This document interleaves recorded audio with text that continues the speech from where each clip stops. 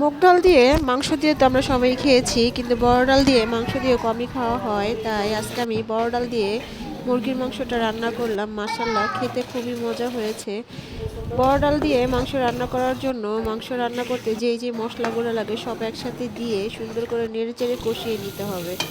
ভালো করে কষানো হয়ে গেলে মুরগির মাংসটা দিয়ে তারপরে আবারও ভালো করে কষিয়ে নিতে হবে। এইভাবে যদি বারবার আমরা বেশি করে কষিয়ে নিতে পারি তাহলে তরকারির টেস্টটা সত্যিই অনেক মজার হয়।